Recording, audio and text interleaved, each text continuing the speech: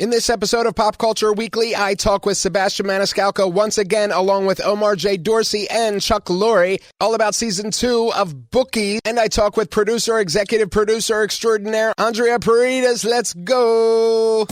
Welcome to Pop Culture Weekly with Kyle McMahon from iHeartRadio. Your pop culture news, views, reviews, and celebrity interviews on all the movies, TV, music, and pop culture you crave weekly. Here's Kyle McMahon. Net. Hello, and welcome to Pop Culture Weekly with Kyle McMahon. I, of course, am Kyle McMahon, and I thank you, as always, for hanging out with me for another episode. In this episode, we have all sorts of cool stuff coming, and I speak once again with Sebastian Maniscalco, who, you know, I spoke with him a couple of times for his film about my father in Chicago. The film's called About My Father. I talked to him in Chicago, and his co-star, Omar J Dorsey, who he stars in the series Bookie with on HBO and Max. Bookie is so funny. It's got heart. It's just a great show. So I talk with those two, as well as Chuck Lorre, who you may know from like every giant sitcom ever, as well as Nick Bakay, who created the show with Chuck Lorre. And I talk with Andria Parides, who is a well-known and well-respected executive producer of live events. She has done every major live event you could think of, from the Met Gala to People's Choice Awards, MTV, all kinds of stuff. She is an awesome person, and we are going to start with her. So Andria Parides is an accomplished TV producer. Her career is a testament to the power of vision, perseverance, and creativity. Andria has been at the helm of some of the most compelling television and live projects, working tirelessly to turn ambitious ideas into must-watch programming.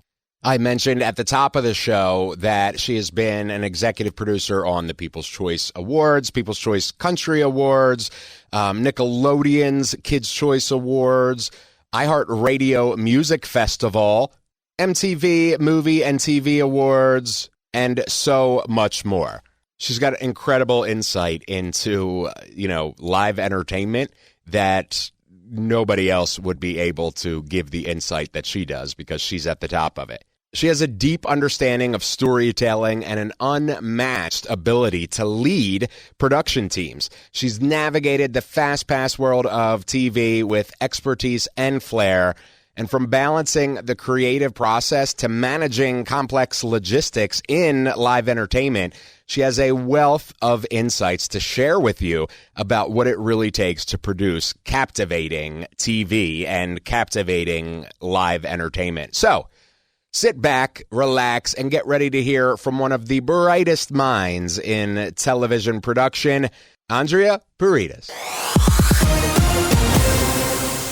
First of all, thank you so much for joining me, Andria Parides. How are you? I'm doing well. Thanks so much for having me. It's lovely to be chatting with you. Yes, you as well. So you have a very interesting career. You're an EP, you're a producer, you've done all kinds of things. Tell me what you do. Well, I would say my resume says that I'm a live producer first and foremost. So like big award shows, concerts, live sporting events, that kind of thing is like my specialty.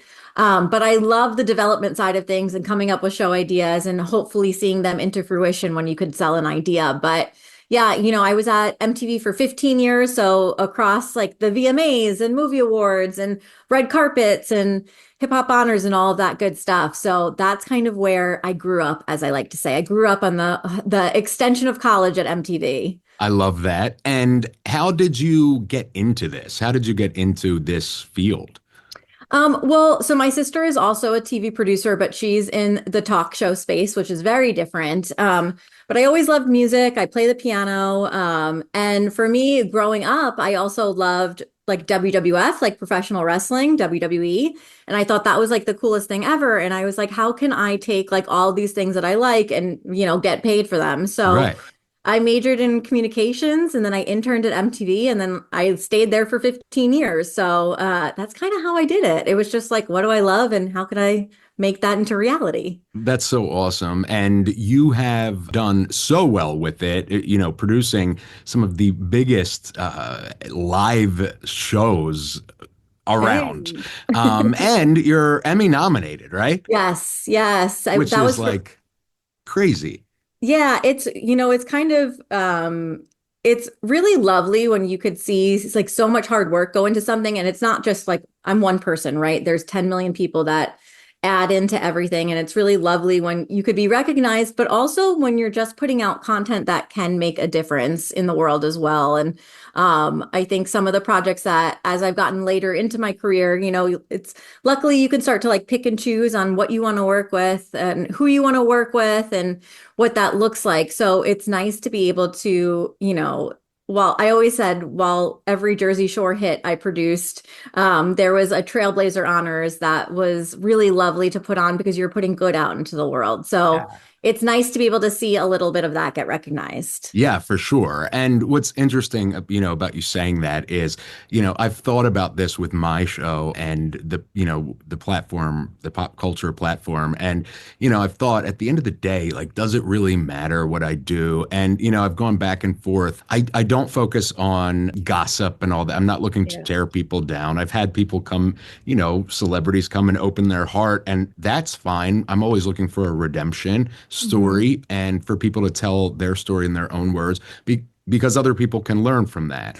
And then at a more different level, but in the same sort of show, sometimes we're just talking about projects. Right. Here's Robert De Niro talking about his new film. Here's the thing, though. It is what I've kind of learned for myself is that it is a escape for people.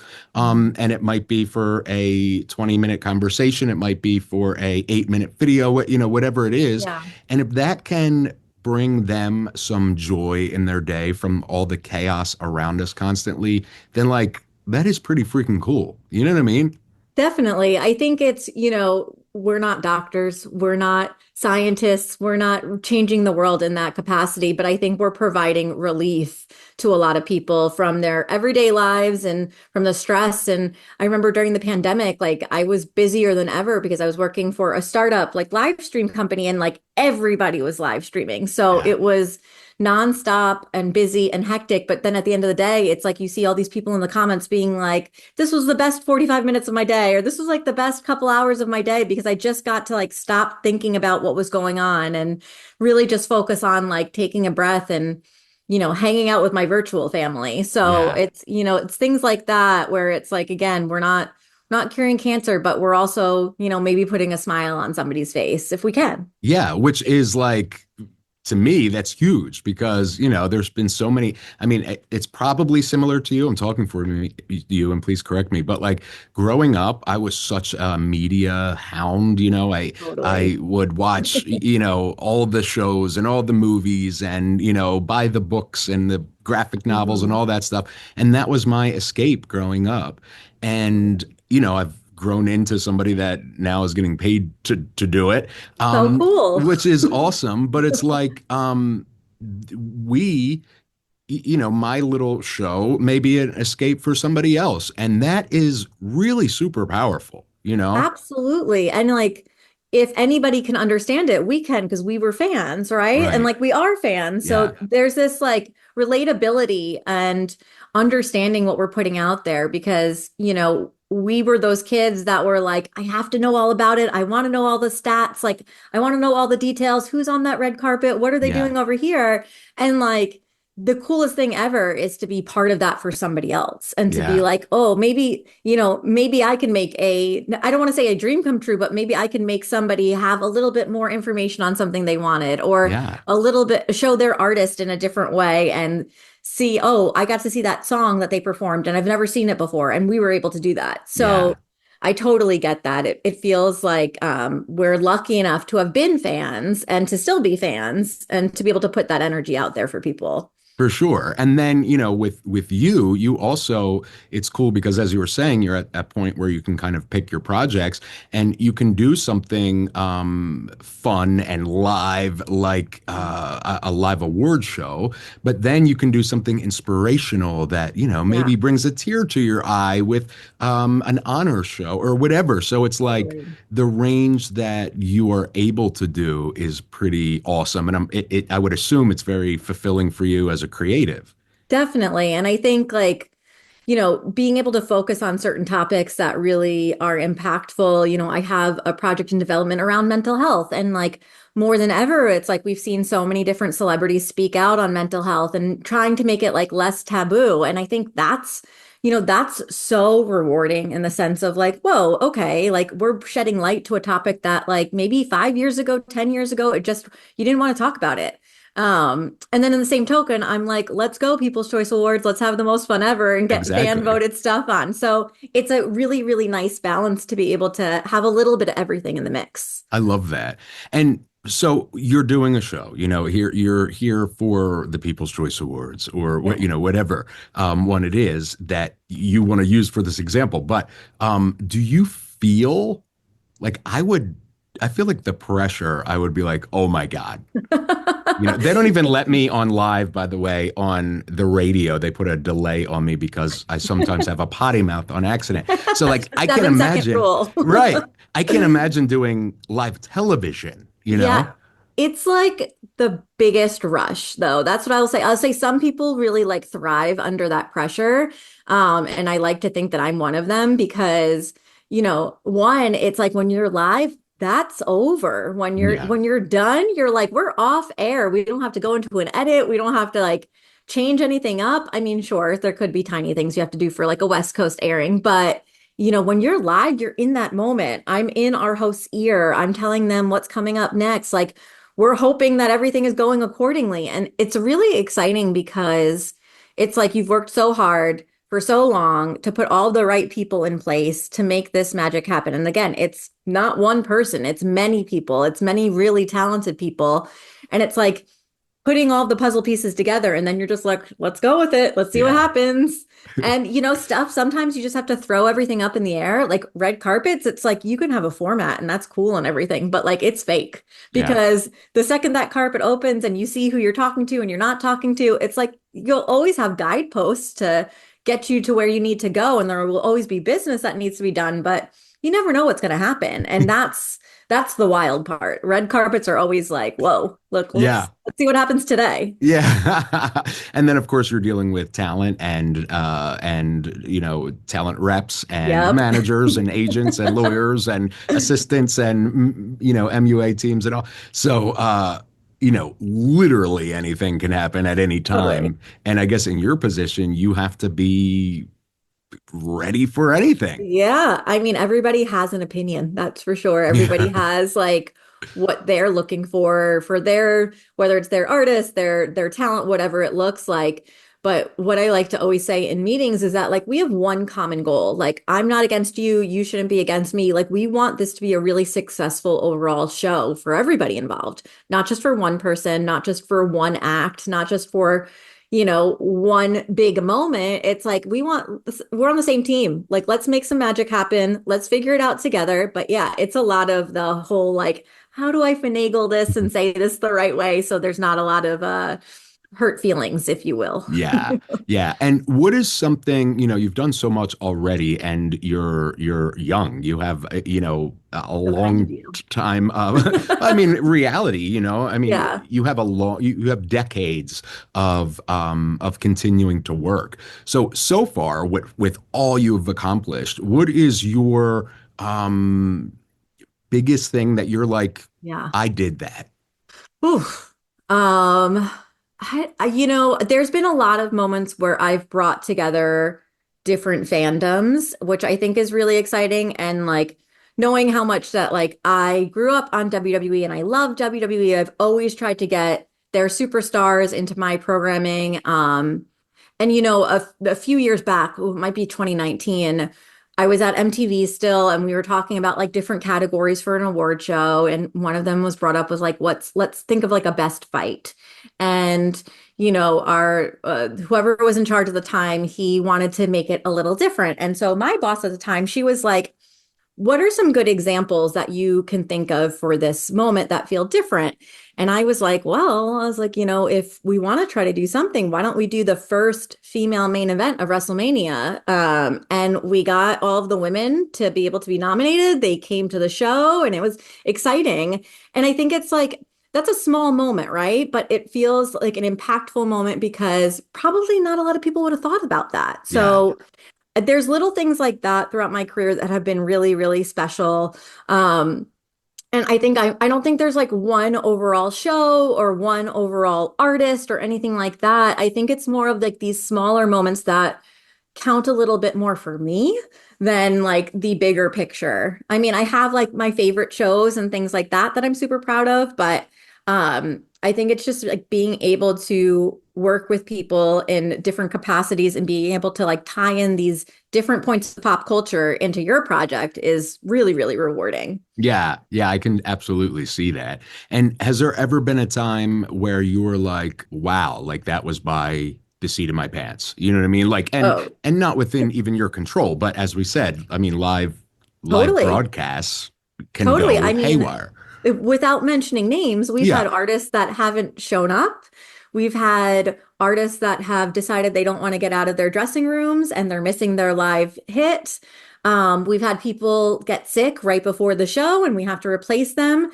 So there's certainly like you can have backup plan on backup plan on backup plan and feel the most prepared in the world. And that's going to be the show where something goes wrong and you don't have that exact plan, right? But I do like to say that if we don't have a plan together, then something's absolutely going to happen. And if we do have a plan together, something's absolutely going to happen. It doesn't matter. So it's, you have to feel protected as much as you can, but that's, the skill set of myself and like the production companies I work with that know this and know how to pivot and know how to, make sure that all of our talent that's on stage, that our hosts are on stage, that they understand that anything can happen and anything will happen. And you roll with the punches, you just go with it. It all airs, right? It all gets there somehow. What are you, what's the next projects that you can tell us about that are coming up in your immediate, or semi, the next year? Exactly. So outside of like the big award shows that I do a ton of like talent consulting and I do a lot of show pitching because I think that I learned over the pandemic that I really like the development side of things. So that's been really exciting. And, in the immediate, I'm working with the brand. I'm going to the Jake Paul and Mike Tyson fight in a couple days. And that's going to be gnarly and wild. Yeah. So that's, again, it's a little bit of like my background in the sense of it's entertainment, it's sports, and it's sponsorship, right? It's brand. Right. So I've done all of that for many years.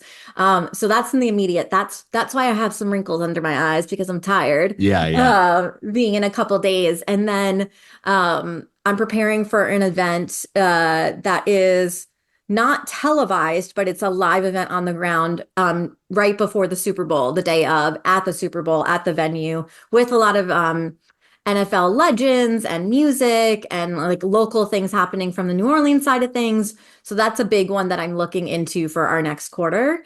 But I do have a few interesting things up my sleeves that I can't announce quite yet. Okay. But exciting stuff. Like it's, I always feel like while there's certain shows that I feel like I can do and do well, and that's great, after a while, you're like, how many more of these am I going to do? Right. So I think it's always looking at things in the perspective of what's going to keep my brain working creatively and where am I going to get excited about? Like what's something that I can get excited about again? What is like just bringing something new to my world. So that's really like in between my larger shows. I probably do like 2 or 3 big shows a year. And then in between is when I like get to have a little bit more fun in the sense of let me play around, let me pilot in real time, let me partner with different people and see what makes sense. And again, like with the consulting I was mentioning, that's something that I love to do with different types of like artists and personalities and superstars and all that kind of stuff, because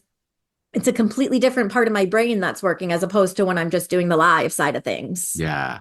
Yeah, Yeah. that is awesome. And it kind of sounds like, you can do these bigger shows throughout the year and then you get to like experiment, if you Yeah, will, and use like different parts of your brain and create different parts of your creative energies and kind of, totally. flex because you're a master at the big live shows. And so now Yeah. now you can be like, all right, like what's something I'm super passionate about that's outside of the box of what I normally do. So, I love Totally. It that. like fills up my cup a little bit more, like Right. creatively. And like I'm allowed to like spend time in my passion projects and to really fulfill more of my side of things as opposed to doing this for a network or a streamer or somebody else, you know? And that's great. And I love doing all of that. Don't get me wrong, but Yeah. this is when it's like, oh, well, let's have a little fun for Andrea. Yeah. Let's do a little of this over here and see what happens. And if it doesn't work, it doesn't work. That's Yeah. okay. It's only myself, to blame on that end. Right. But it's so far it's been a very like healthy balance of that, and I feel very lucky to be able to do that. That's so awesome. And finally, what do you think, where do you think in some ways, the TV industry is drastically changing, the Totally. broadcast industry. I think, a big saving grace has been live events, whether sports Yeah. or award shows or whatever. Do you see that over the next, whatever, 5, 10, 20 years Mhm. changing as well? And if so, like kind of where do you see that changing? Yeah, it's super interesting that you say that because I think, it's a couple fold. There's a couple different things to think about, but something that everybody is like super concerned about is AI, right? Like it's a gift and a curse, honestly. Like it's incredible and amazing. And then it's also like frightening because you're like, how the heck is this happening, But I think in live events and in sports, it's such a safer place for AI. Like it's not something that they could truly take away jobs or anything like that. And I think if anything else, like AI is only additive to that lane. And listen, I'm not an expert on it, but it just feels like less of a risk with something that's happening in real time as opposed to something that is getting created along the way and it's a long process and it's an edit process and it just it feels like it's a little bit of a safer space. That being said, I think streamers are coming in like fast and furious with the live side of things. Like Netflix is making a really huge stamp and saying, we're experimenting here. We're going to do a lot of these different shows. We're looking for live. Same thing with Amazon. Same thing like with sports and live sports in general. Like it's interesting because linear always led. Like linear, that was like the phrase for half of my career. Linear leads, everybody else is the backup. That is so not the case at all anymore. And I think it's interesting to watch things evolve.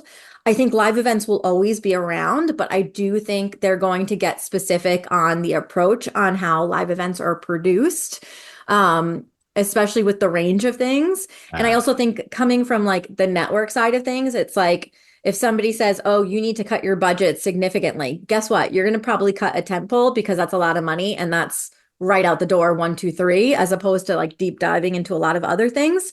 But I think, more people are tuning into the Netflixes, more people are tuning into the Amazons of the world because these are now destinations for live. yeah. So I think like the past couple of years have been interesting seeing it all. And I only think I would say like the next 5 years, it's only going to get busier and busier and busier in the live space, hopefully, because that is good. That is job security. Yeah. Um, but I think it's definitely a lane to watch because that's where the money has been getting greenlit lately, which is also bananas. So Yeah. we'll see. But it's definitely an interesting time. I think it's safer than it once was. Yeah. Yeah. That's cool. Where can we find you and follow you on all your adventures? I mean, humbly, my Instagram name and across all socials is Andria the Coolest. Again, humbly. So it's my first name and then DA. And then it's, DACOOLEST. I won't change it because it's who I am at this Yeah. point. It Yeah. was like, It was my screen name on my sidekick. If I'm dating myself 100 million years, you could find me there across, Instagram, X, TikTok, all of those good places. And then, of course, on LinkedIn as just my professional self, Andria Parides. So awesome. Andria, thank you so much. You got to come back and we'll talk more. Yes. And thank you. Thank you, Kyle. This is awesome. I really appreciate it. Of course. Andria Parides, besides being like a brilliant mind in entertainment and especially live entertainment and television, she's just cool. Like you just want to chill with her. And on top of that, she's a great person, like a super nice, awesome person. So we love you, Andria Parides. All right, we're going to take a quick break. And when we get back, I'm going to speak with Sebastian Maniscalco, Chuck Lorre, Nick Bakay, Omar J Dorsey, all about season 2 of Bookies. Let's pay the bills, support our sponsors that make this show happen, and I'll see you in 60.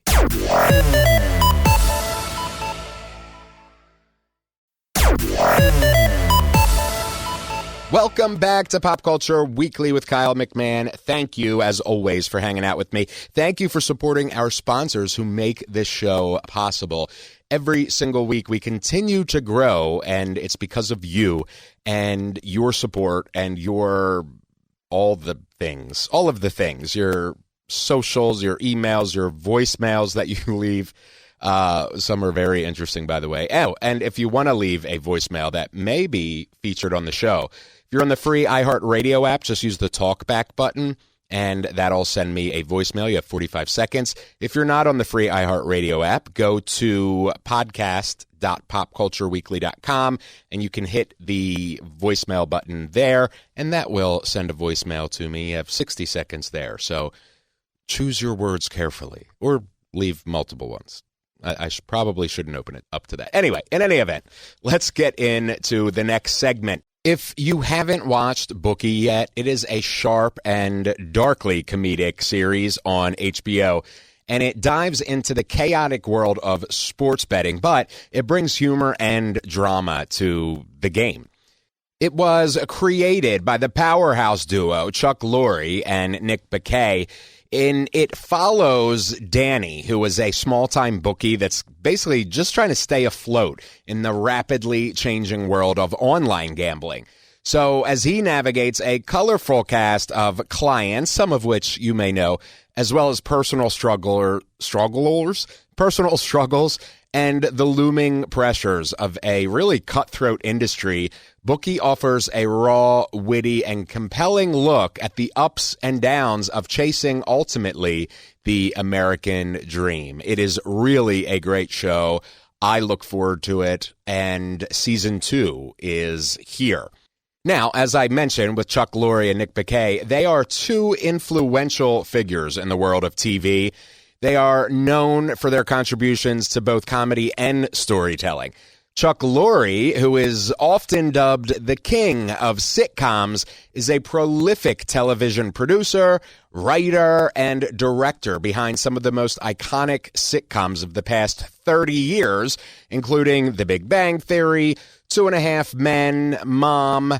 His ability to craft relatable, character-driven humor has really made him a household name and earned him numerous awards and accolades. And how often can you say that about a, TV writer, producer, director? Now, Nick Bakay is a very gifted writer. He's also a producer and an actor. He is best known for his comedic sensibilities and his voice work, notably, I would say, as one of my childhood favorites, the sarcastic Salem the Cat in Sabrina, the Teenage Witch, and all of its spin-offs. In addition to his on-screen roles, though, Bakay has an impressive resume as a writer and producer, having collaborated with Lorre on projects like 2.5 Men and Mom. Together, Lorre and Bakay have combined their talents to create memorable television that resonates with audiences through their humor, heart, and sharp wit. Here they are, Chuck Lorre and Nick Bakay. first of all, thank you so much, Chuck and Nick, for joining me. I really appreciate it. Thank you. Of course. So Bookie is awesome, and season 2 continues with that mix of funny and dramatic, and there's family and relationships and all kinds of stuff. What was it that that made you want to do this project for both of you? I think for me, it began with meeting Sebastian a couple of years ago, and the original discussion was, is there a way to translate his stand-up act into a series of some sort? And I really didn't know how to do that. I did not know how to make that transition. Then I saw The Irishman, where he played a psychotic, crazy Joe Gallo in a scene opposite Bob De Niro and Joe Pesci, and he was terrific. And then the other problem then was I don't know how to write a series about a psychotic killer and make it funny. I really don't. So I brought this problem to Nick, and Nick, without hesitation, said, make him a Bookie. and we were off and running. We presented the idea to Sebastian, and he blessed it. And here we are. It's just about to release season 2. And how about for you, Nick? Well, it was the same thing. Chuck reached out to me about working with Sebastian, which was the quickest yes ever, because I think that was easy and obvious. And then it was this idea, and then it became really exciting for me and Chuck, also because it let us deviate from the norm of multicam and a living room set and the usual drill. And the more we explored that, the more fun we had. And also I think we had a really, really special time writing the relationship with Omar Dorsey's character Ray and Sebastian's character. That these two guys, not only the messes of their private lives, but I think one of the joys of the show is just these two guys when they're in the car together making their rounds and the things they get to talk about. I think we have more fun writing that than anything. Yeah, that's actually the romantic heart of the series, is those two guys. Yeah, and that's what I find enjoyable is, first of all, I love that you didn't go with the multicam for this one, because I feel like it's where it needs to be. It's so perfect the way it is. And as you said, that heart, the two relationships that I, as a viewer anyway, care about the most is those two and their interactions with each other. How did those characters develop as you saw, Sebastian and Omar together over the first and now second season? Well, I mean, look, these guys, when we saw them read together when we were auditioning, it was immediate that these guys were meant to play these parts together. I mean, Sebastian was locked and loaded. Omar was immediately our guy. And like Chuck has said, they looked like an old married couple from Jump Street. and then it really was, and we knew we had this nice thing of this, like we have this, this sort of hard scrabble Bookie and this guy who is an NFL player who blew it, right? And I always loved exploring the idea of that guy who bought his grandmother the house with the NFL money and then had to move her out of it, which is, with the story you never hear, but has happened, but also his love for that grandmother is, one of the redeeming parts of the show as well. But it really, a lot of it is listening to your actors, listening to what they do well and how they relate to each other and rolling with it. And season 2 gave us a chance to really capitalize on that. And finally, how long can you go? I mean, I would love to see their adventures forever. Well, let's call David Zaslav and ask him. Let's go for it. Hi, Dave. We'll find out. We'll find out. I mean, there's so many more stories to tell, and we love these characters. So we're hoping. I love that. Thank you both so much. I can't wait for everybody to see Bookie season 2 exclusively on Max. Thank you, Chuck and Nick. Thank you. Thank you. Have a great day. You too, Kyle. Chuck Lorre and Nick Bakay, two brilliant minds in the world of television comedy, and I am honored to be able to have them on the show. So thank you, Chuck. And Nick, I really do appreciate it. All right, last but not least, Sebastian Maniscalco and Omar J Dorsey are two very dynamic talents who have made significant impacts in their fields. Sebastian, who of course has been on the show before, Sebastian Maniscalco is a renowned stand-up comedian and actor celebrated for his energetic performances, his sharp observational humor, and his vivid storytelling. Drawing inspiration from his Italian-American upbringing, he delivers hilarious takes on family, culture, and those awkward moments of everyday life. Omar J. Dorsey is a powerhouse actor known for his commanding screen presence and nuanced portrayals. From his role as Hollywood in Ava DuVernay's Queen Sugar to his performances in films like Selma, which, I was in, and the Halloween franchise, Dorsey has consistently brought authenticity and depth to all of his characters. Together, these two artists represent the best of their craft, each contributing to the world of comedy and entertainment with charisma, talent, and dedication. Let's talk to them, Sebastian Maniscalco and Omar J. Dorsey. Congratulations on Bookie Season 2. I love it just as much as I love Season 1. I wondered what drew you both to the project. Sebastian, start with you. It was something that, I gravitated towards because I've played myself in a lot of these TV or film things that I've done, whether it be about my father or a pilot that I did 8 years ago playing myself.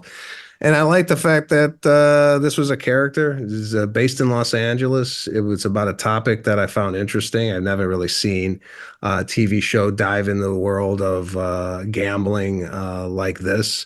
We not only cover gambling, but we also cover these guys' personal lives, what we're dealing with at home, which I don't think, sometimes you just have a connotation of a bookie as some guy breaking legs, collecting money. You don't really see that he's got a wife and he's going to a PTA meeting or, he's got other responsibilities, whether it be in this season, my mother-in-law moving in with us, or Ray dealing with his grandmother and what's going on living with her. So I like the fact that you see the gambling and you also see the personal life. Yeah, and how about for you, Omar? What drove me to it is like I was doing so much drama, right? Then all these drama films and being on the show for 7 seasons, there's so heavy drama. I said, I just want to go somewhere and have fun every day.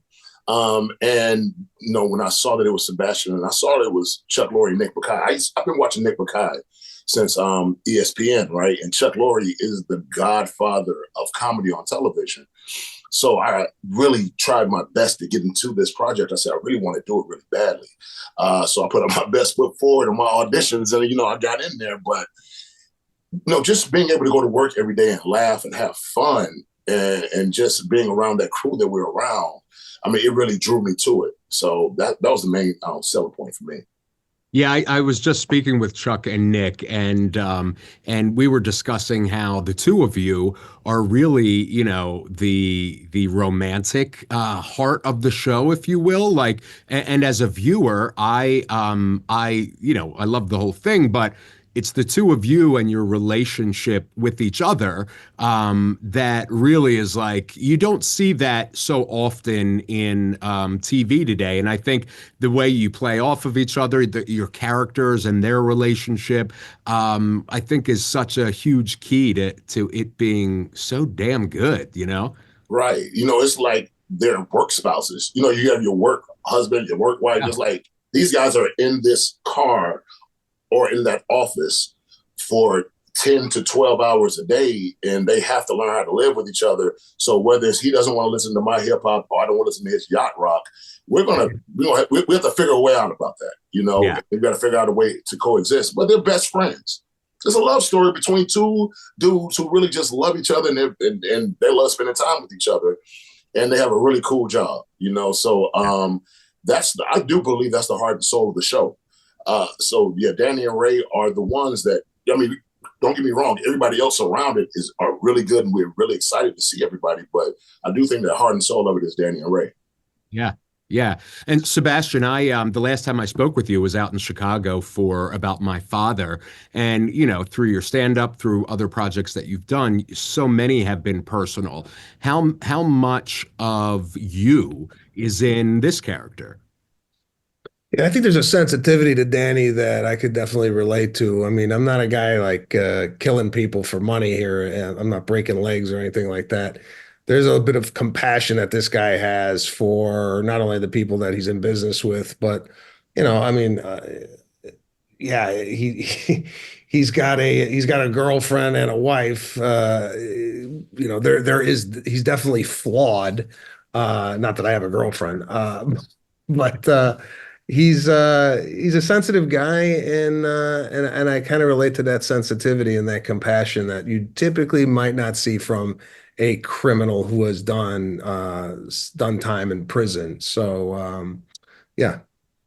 I love that. Thank you both so much. I can't wait for everybody to see Bookie Season 2 exclusively on Max. Thank you both. Thank you, Kyle. Appreciate it. Sebastian Maniscalco and Omar J Dorsey. Hilarious guys. Bookie is amazing, and you've got to watch it. Season 2 is out right now on HBO, and you will not regret it if you haven't watched it yet. So hit me up and let me know what you think about Bookie, and let me know what you think about this episode and, all the guests, and what was your favorite anecdotes or stories or whatever. I want to hear from you using the free iHeartRadio app, the talk button there, or podcast.popcultureweekly.com and click on the talkback button there. All right, that is our show for this episode. I can't wait to see you next time. We have some Christmas stuff, holiday stuff planned. So be sure to check it out and let me know what you think, too. What are your favorite Christmas movies? What are your worst favorite? No. What are your least favorite Christmas movies or most hated Christmas movies? Let me know, and we just might feature you on the next episode. All right. Until next time, I love you. Thank you for listening to Pop Culture Weekly. Hear all the latest at popcultureweekly.com. Bookie, Bookie, get all this cookie. Bookie, Bookie, don't you want this fun? Hey.